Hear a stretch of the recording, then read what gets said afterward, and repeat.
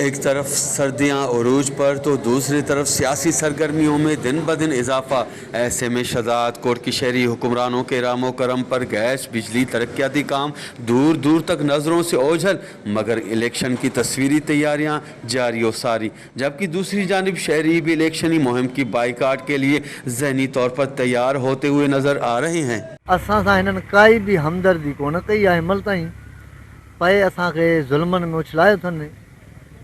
माना पंहिंजा कम कारियूं पंहिंजा जेके बि आहिनि कम ज़माना सिधा करे अकाउंट सिधा कयूं भरियूं वेठा आहिनि। असां ते काई बि हिननि जी आमदादी कोन्हे का। असां पंहिंजी महिनत मज़ूरी कयूं था, उन मां बि हे करप्शन कयूं वेठा आहिनि। असां इनशाअल्लाह त उहो जंहिं लालच जे लाइ चऊं था त बा को नालियुनि जी सफ़ाई थिए, को पाणी जो निकाल किनो थिए जो कढनि, को वाटर सप्लाई मां पाणी जी कोशिशि कराए। शहर में धप वारो बदबू वारो पाणी थो अचे। हाणे बि तव्हां ॾिसो जेको बि टांकीअ लाइ त रुगो ढूंढ ई धप थी अचे।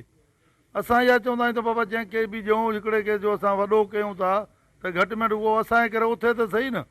असां जॾहिं बि पोइ वञूं था चवनि था तव्हां त वोट त ॾिनो आहे, पर यार तव्हां असांखे मथे में सूर विझी छॾियो आहे।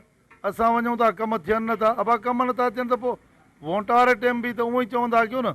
हिन वोट वारे टाइम ते बाहूं ॿधनि, भाकुर पाइनि, चांहिनि जूं सलाहूं। ज़्यादा वोट ॾींदा था अचूं, पर अहिड़ो पाकिस्तान सां ठगी अहिड़ो हिननि कयो आहे जो वोट वठी वञी पोइ दरवाज़नि खे बंदि करे छॾींदा आहिनि। नौकर खे चवंदा आहिनि धिका ॾियो, इहे जानवर जीता आया आहिनि। हिन वक़्तु असां माण्हू आहियूं, असांजे दर दर ते था अचनि। ॿारनि खे असां बिल्कुलु वोट त न ॾींदासीं, पर घर खां बि न निकिरंदासीं इंशाअल्लाह।